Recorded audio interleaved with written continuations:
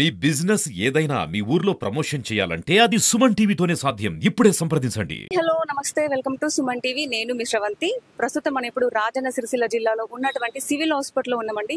So ఈ రోజు ప్రొద్దునైతే పాలకుర్తి ప్రశాంత్ తనైతే చనిపోవడం జరిగింది. సో తను ఒక వారం రోజుల క్రితం అయితే ఒక పురుగుల మందు తాగి ఆత్మహత్య చేసుకోవడానికి అయితే ప్రయత్నించాడు.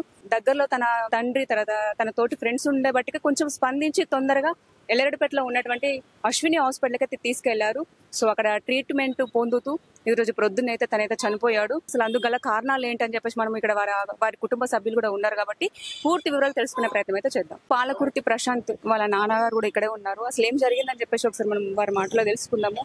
అసలు ఈ రోజు ప్రొద్దునైతే తను చనిపోయాడంట. అసలు అందుకు గల కారణాలు ఏంటి అని చెప్పి పూర్తిగా తనైతే ఒకసారి అడుగుదాం. ప్రశాంత్ అనే అబ్బాయి మా కొడుకు.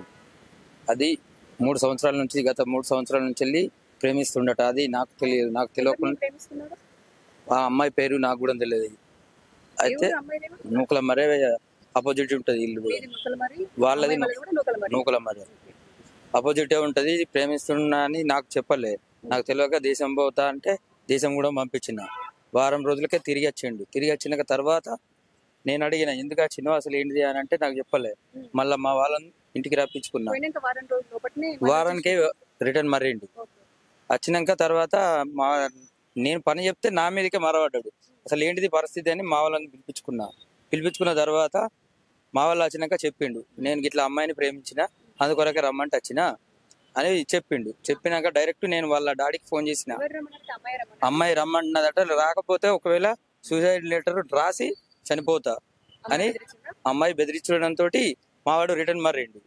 వచ్చినాక నాకు తెలిసినాక నేను డైరెక్ట్ మా కొడుకుని తెలుసుకున్న తర్వాత వాళ్ళ డాడీకి ఫోన్ చేసిన, అరే ఇట్లా మీ అమ్మాయిని మా వాడు ఇట్లా ప్రేమించిండట, అందుకొరకే ఇట్లా వాపస్ వచ్చి అమ్మాయి వాళ్ళ డాడీ పరిచయము నా క్లాస్మేటే. మేము ఇద్దరం ఒకటే ఏజీ. అతని పేరు లింగయ్యనే, నా పేరు లింగయ్యనే. చెప్పిన డైరెక్ట్ ఫోన్ చేసి అరే బామ్మర్ ఇట్లా మీ బిడ్డ మావాడిని ప్రేమించిందట, మావాడు దేశం నుంచి రిటర్న్ వచ్చింది, అందుకొరకేనట. అరే నాకు రూపాయి అవసరం లేదు, నువ్వు పెళ్లి చేస్తా అంటే ఓకేరా అని చెప్పి నేను మాట్లాడిన. మళ్ళీ మా కుల పెద్దస్తులతో కూడా మాట్లాడిపించిన.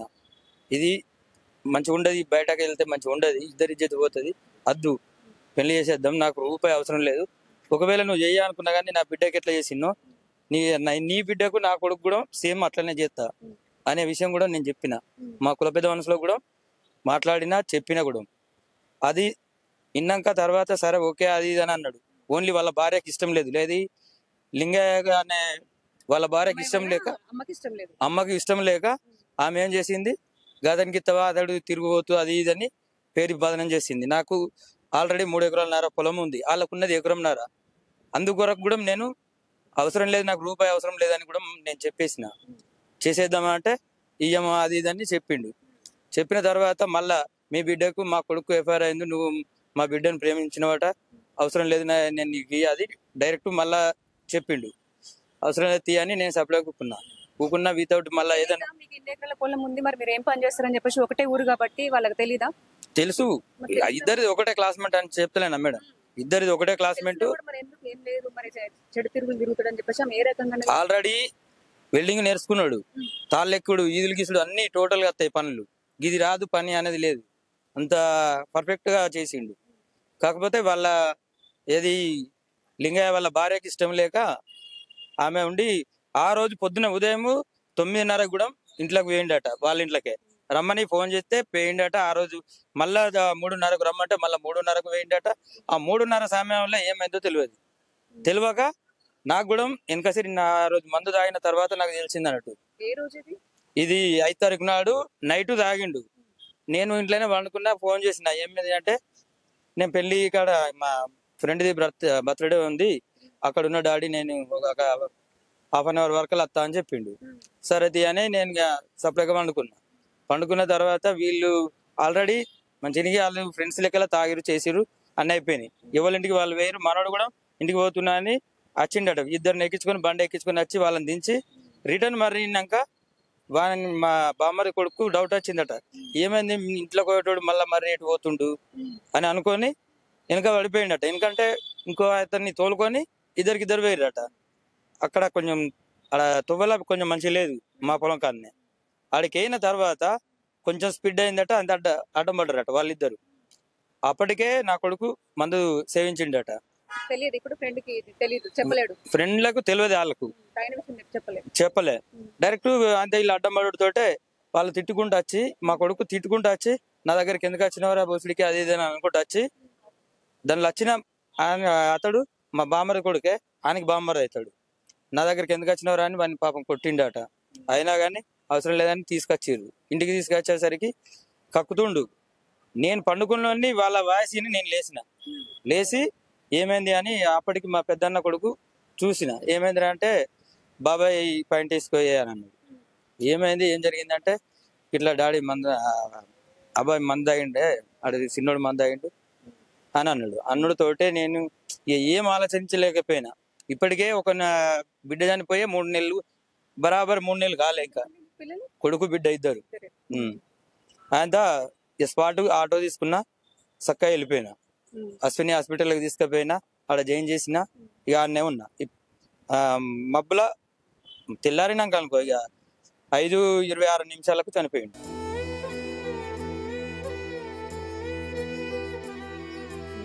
వాళ్ళ ఫోటోలు ఉన్నాయి, వాయిస్ రికార్డు ఉంది. టోటల్ మా ఎస్ఐ గారికి తెలుసు, ఎస్ఐ గారికి ఫోటోలు పంపించినాం, అవన్నీ ఉన్నాయి.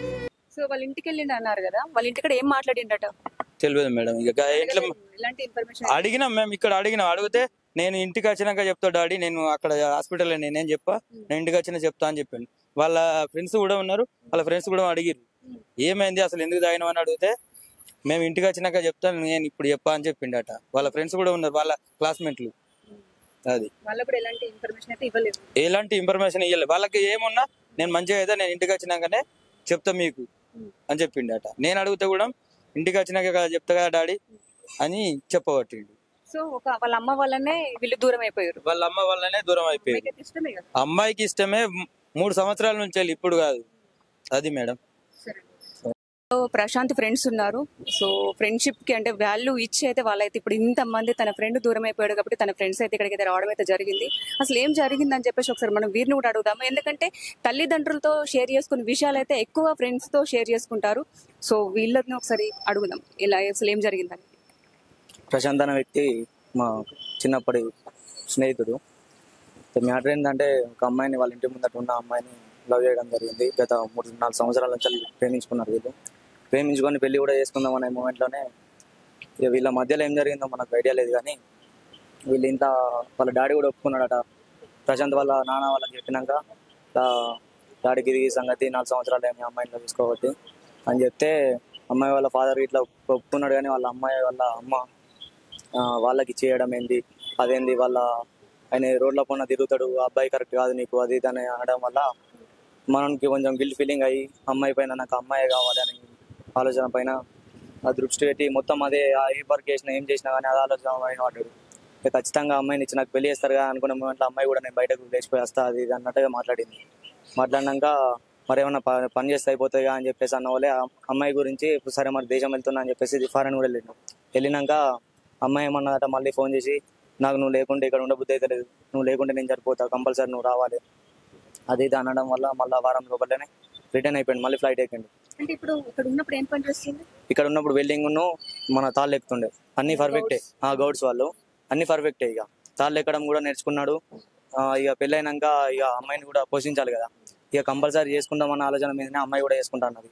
అదే ఆలోచన పెట్టుకొని పనులు కూడా నేర్చుకున్నాడు. ఇక దేశం పోతే ఎట్లుంటది పెళ్లి చేసుకుని అన్నట్టుగా ఇక్కడనే ఉండి బతకచ్చు కదా, ఇస్తారన్న మాట మీద అమ్మాయి కూడా ఒప్పిస్తుంది అంటే సరే పోన్లే అని చెప్పేసి పని నేర్చుకున్నాడు. ఇక లాస్ట్కు మరి ఇదంతా కాదంటే దేశం కూడా పోయినాక అమ్మాయి నువ్వు లేకుంటే బ్రతకాదు ఇది అన్న వాళ్ళే అలా రిటర్న్ అయింది. వచ్చినాక వాళ్ళ అమ్మ ఇంట్లో వాళ్ళు ఒప్పుకోవడం వలన ఇక 10 రోజుల నుంచి ఆలోచనలు పెట్టుకుని మొత్తం ఏమైనా వీళ్ళని డిపెండ్ అయ్యి ఇక నాకు ఇచ్చేటట్టు లేరు అని చెప్పేసి లాస్ట్కు ఈ పని చేయడం జరిగింది. ఒప్పుకోరు అట్లా అని చెప్పేసి లాస్ట్ కు మాకు తెలియకుండా వాళ్ళ ఇంట్లో వాళ్ళు ఒప్పుకుంటలేరు అని చెప్పేసి అమ్మాయికి తెలుసా? అంటే అమ్మాయితో మాట్లాడిందా? అమ్మాయికి తెలుసు. అదే రోజు కూడా మాట్లాడిండట. ఆ రోజు కూడా ఈ పని చేసుకోబోతుండే కానీ అమ్మాయితో మాట్లాడితే ప్రొద్దున కలిసిండు 9 గంటల సమయంలో కలిసిండట అమ్మాయిని ఇంట్లోకి వెళ్ళి రమ్మంటే. అమ్మాయి కూడా ఇతనితో బాగా క్లోజ్ గానే ఉన్నది. ఇతన్ని కూడా బాగా డీప్ గా వేసింది అమ్మాయి. చేసినాక లాస్ట్ కి అయితే మళ్ళీ 3 గంటల రాపోని అట్లా ఏదైనా చెప్తా ఇవాళ లేచిపోవడమా ఇది అనేది చెప్తానికి మ్యాటర్ అన్నమాట. ఆ 3 గంటల సమయానికి ఏమైందో మనకు తెలీదు. అప్పటికి నైట్ కల్లా ఏం ఆలోచన పెట్టుకున్నాడు అమ్మాయి ఈయన మధ్యలో ఏం జరిగిందో తెలియదు కానీ ఈయన 12 గంటల గడ్డి మంద చేసుకోవడం జరిగింది. రాత్రి 12 గంటల సమయంలో పొలం కాడికి ఒక్కడే పోయి ఇది చేసుకోవడం జరిగింది. ఇట్లా మాకు మీ మీడియా తరఫున న్యాయం కావాలని మేము కోరుతున్నాం ఫ్రెండ్స్ లా. ఎంతవరకు చదువుకున్నారు మీరు అందరు? ఇప్పుడు తన ఫ్రెండ్స్ కాబట్టి మీరు ఎంత? డిగ్రీ ఫైనల్ ఇయర్ కంప్లీట్ అయింది అందరిది. వెల్డింగ్ వర్క్ చేస్తున్నారు? అవును, చదువుకుంటే వెల్డింగ్ వర్క్ అట్లనే వాళ్ళ వృత్తి పని గౌడ్స్ వాళ్ళు తాళ్ళు ఎక్కుతుంటాడు. మేము అడిగినాం ఎందుకు తాగినవరా ఏం కదరా అంటే అమ్మాయి నన్ను రమ్మన్నది, పోతామని రమ్మన్నది. రమ్మని ఏం చేసింది ఇప్పుడు కాదన్నది, మళ్ళా అప్పటికి 3 గంటలకు రమ్మని అన్నది. 3 గంటలకు అయినాక ఏం చేసింది వాళ్ళ కుటుంబం మొత్తం నిన్ను మాత్రం చంపేస్తారట, నీ కుటుంబాన్ని చంపేస్తారట. నేను అడిగింటి దవాఖానలో ఏందిరా గిట్లెందుకు చేసినవరా అంటే బాపు మీకు చెప్పలేకపోయినా మన కుటుంబాన్ని వాళ్ళు చంపేస్తా అన్నారు, వాళ్ళ కుటుంబం అందరు కలిసి అని బెదిరించారు. బెదిరిస్తే నేను ఇక మీకు చెప్పలేకపోయినా మంద ఆయన సత్యనా అని అన్నాడు. ఇట్లా మంద ఆయన కుటుంబమే బెదిరించిందట. మా వాళ్ళు ఏం చేశారంటే మమ్మల్ని మీ కుటుంబాన్ని చంపేస్తామని అన్నారట. ఇక నేను వాళ్ళని ఎందుకు చంపుడని నేనే చచ్చింది ఒక సిద్ధమని మందాగి ఉండట. నేను అడిగితే ఏందిరా గిట్లెందుకు చేసినవారు అంటే బాపు గిట్ల సంగతి 3 గంటలకు పిలిచినప్పుడు పొద్దుగా లేవనిలే 3 గంటలకు పిలిచినప్పుడు ఇక స్వయంగా చెప్పింది నేను చేయబట్టి మీ కుటుంబాన్ని మొత్తం చంపేస్తారట మా వాళ్ళు అని గిట్లా చెప్పినాకనే ఇక వాళ్ళ కుటుంబం మా కుటుంబాన్ని చంపేస్తారని ఇక మా కుటుంబం ఎందుకు కావాలి, నా వల్లే ఎందుకు కావాలి, అందుకొరకనే మంద ఆగిందని చెప్పిండు. అంతే సంగతి. వాళ్ళు మమ్మల్ని ఇక మా వాళ్ళందరూ ఎందుకు కావాలని వాడు చచ్చిండు. సో మీరు కొంచెం ఇంటికి వెళ్ళి అడగనుంటారు మరి మాది ఏం తప్పు ఉంది, మరి అబ్బాయి అయితే పని చేస్తున్నాడు. అడిగినాం అడిగిపించిన నేను టోటల్ గా మా కుల పెద్ద మనుషులతోటే నేను అడిగిపిస్తే సరే అని అన్నాడు. ఫస్ట్ ఓన్లీ వాళ్ళ భార్య ఉండనే ఒప్పుకోలేదట. అందుకొరకే నేను ఇస్తలేను, నేను జాబర్కి ఇస్తాను, నా బిడ్డ మంచిది, నా బిడ్డ చదువుకుంటుందని కూడా. ఆమె సెకండ్ ఇయర్ చదువుతుంది, ఇంటర్ సెకండ్ ఇయర్ చదువుతుంది. అందుకొరకే ఆల్రెడీ నేను అడిగినా కూడా నాకు అవసరం లేదు, నాకు రూపాయి కూడా అవసరం లేదు, నువ్వు ఒకవేళ నీకు ఏ బుద్ధి కాకుండా నేను చేస్తాను నా కొడుకుది అని కూడా చెప్పాను. నేను అమ్మాయి పేరు ప్రవళిక. చూసారు కదండి, పాలకుర్తి ప్రశాంత్ ఒక అసలు లవ్ ఫెయిల్యూర్ అని చెప్పొచ్చు. ఒక అమ్మాయి ప్రేమలో పడ్డాడు. గత 5 సంవత్సరాల నుంచి ప్రవళిక అనే అమ్మాయిని అయితే ప్రేమిస్తుండట. ఒకటే ఊరు, నూకలమర్రి ఊరు వాళ్ళది, వెమ్లవాడ మండలము, నూకలమర్రి గ్రామము. వీళ్ళు గౌడ్స్, పాలకుర్తి ప్రవీణ్ వాళ్ళైతే గౌడ్స్, అమ్మాయి వాళ్ళు కూడా గౌడ్సే. సో అమ్మాయిను ప్రశాంత్ అయితే ఒక 4 సంవత్సరాల నుంచి అయితే ప్రేమించుకుంటున్నారట.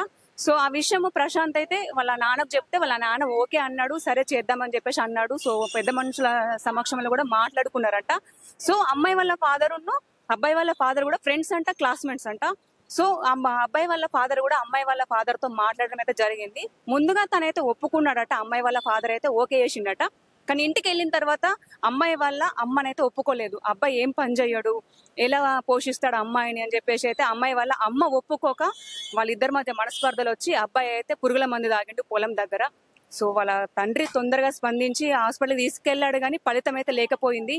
సో అమ్మాయి కూడా చాలా సిన్సియర్ గా ప్రేమించుకున్నారట. అయితే అబ్బాయి కూడా ఏదో ఒక పని చేయాలి, మీ అమ్మ మన ఇద్దరి ప్రేమకు అడ్డొస్తుంది, మన ఇద్దరిని కలవనిస్తలేదు, మన ఇద్దరిని దూరం చేస్తుందేమో అన్న ఉద్దేశంలో అబ్బాయి కూడా పని అంటే ఇక్కడ చదువుకుంటూనే వెల్డింగ్ పని చేసేవాడట. వెల్డింగ్ పని చేస్తూ కూడా తను చదువుకునేవాడట. సో అలాగే ఇది కూడా ఎంత మాత్రం సరిపోతుంది, నేను అమ్మాయిని కూడా పోషించాలి, వాళ్ళ అమ్మ అసలు ఒప్పుకుంటలేదు కాబట్టి కొంత డబ్బు సంపాదించుకోవాలని చెప్పేసి తన కాళ్ళ మీద తను నిలబడడం కోసం అయితే దుబాయ్ వెళ్ళిండట.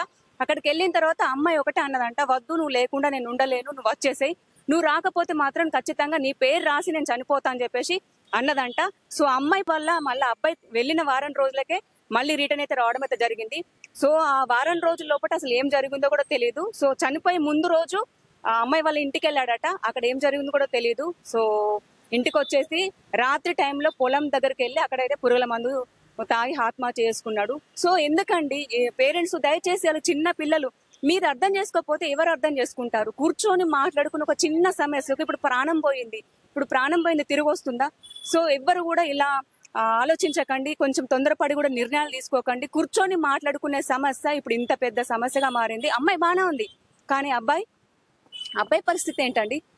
ఇప్పుడు వస్తాడా? సో వాళ్ళ నాన్నకి, ప్రశాంత్ వాళ్ళ నాన్నకు ఒక అమ్మాయి ఒక అబ్బాయి అట. ఇప్పుడు అమ్మాయి కూడా అంతకంటే ముందు ఒక 2 నెలల ముందు కూడా అమ్మాయి చనిపోయిందట. ఇప్పుడు అబ్బాయి చనిపోయిండు. ఇప్పుడు ఆ పేరెంట్స్ కూడా ఎవరు చూసుకుంటారు చెప్పండి? అమ్మాయి అబ్బాయి ఇప్పుడు ఆ ఇద్దరు దూరం అయిపోయారు కాబట్టి వాళ్ళ బాధ కూడా మనం వర్ణించలేము. అంత బాధ ఉంది వాళ్ళకి.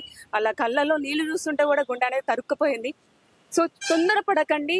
ఆస్తిది ఏముందండి, మనం పోయేటప్పుడే మనం తీసుకుపోతామా? ఉన్నప్పుడు కష్టం చేసుకొని బతకాలి. అబ్బాయిది 22 సంవత్సరాల అబ్బాయికి, చిన్న ఏజ్, అసలు ఇంకేం చూడని ఏజ్ ఆ అబ్బాయిది. ఇంత తొందరపడి ఆ అబ్బాయి చనిపోయాడు. అసలు ఒక్కసారి కూర్చొని మాట్లాడండి, వాళ్ళని అర్థం చేసుకోండి. పేరెంట్స్ కూడా దయచేసి పిల్లల మనసు అర్థం చేసుకొని వాళ్ళకి ఇంక ముందు దారి చూపించండి. మీరు కూడా ఎన్నో కష్టాలు పడి ఇప్పుడు ఈ పొజిషన్ లో ఉన్నారు. మనం ఎంత కష్టపడ్డామో, మనం ఇప్పుడు ఆ కష్టం నుంచి మనం వచ్చిన వాళ్ళమే. మనం అర్థం చేసుకోకపోతే, వాళ్ళని మనం అర్థం చేసుకోకపోతే ఇంకెవరు అర్థం చేసుకుంటారు? సో వాళ్ళ ప్రేమను అంగీకరించి ఉంటే ఇప్పుడు ఈ అబ్బాయి బ్రతికేవాడు. వాళ్ళిద్దరు కలిసి హ్యాపీగా బ్రతికేవాళ్ళు. మనకు కాళ్ళు చేతులు బాగానే ఉన్నాయి కదా, కష్టం చేసుకొని బ్రతుకుతాం కదా. పోయేటప్పుడు ఏం తీసుకుపోమండి? ఆస్తి లేదు, ఇల్లు లేదు, భూమి లేదు, జాగా లేదు. అబ్బాయి ఈ పని చేస్తాడు, అబ్బాయి ఆ పని చేస్తాడు అంటే మార్చుకోవచ్చు కదా. అబ్బాయి బాగానే చదువు, ఆ అమ్మాయి కోసమే మారి వెల్డింగ్ పని చేసే అబ్బాయి నేను ఇంకా కొంచెం డబ్బులు సంపాదించాలని చెప్పి దుబాయ్ అయితే వెళ్ళాడు కదా. మరి దుబాయ్ వెళ్ళిన తర్వాత మీ అమ్మాయి ఫోర్స్ వల్లనే ఆ అబ్బాయి అయితే ఇక్కడికైతే రావడం అయితే జరిగింది. సో ఎందుకండి? అబ్బాయి అయితే మారడానికి ప్రయత్నం చేసిండు, డబ్బులు సంపాదించడానికి ప్రయత్నం చేసిండు. మీరే ఇప్పుడు అతని ప్రాణాన్ని తీసుకున్నారు. ముఖ్య కారణం అయితే అమ్మాయి వల్ల, మదరే దీనికైతే కారణము. అబ్బాయి ప్రాణం తీసుకొస్తారా చెప్పండి? ఇప్పుడు మీ అమ్మాయి బాగానే ఉంది ఇప్పుడు. సో ఇదండి, కొంచెం దయచేసి అర్థం చేసుకోండి. పిల్లల మనసు ముఖ్యంగా అర్థం చేసుకోండి. అనవసరంగా ఇవాళ రేపు తొందరపడుతున్నారు పిల్లలు. సో ఇదండి, కెమెరామెన్ రవితో నేను మీ శ్రవంతి, సుమన్ టీవీ.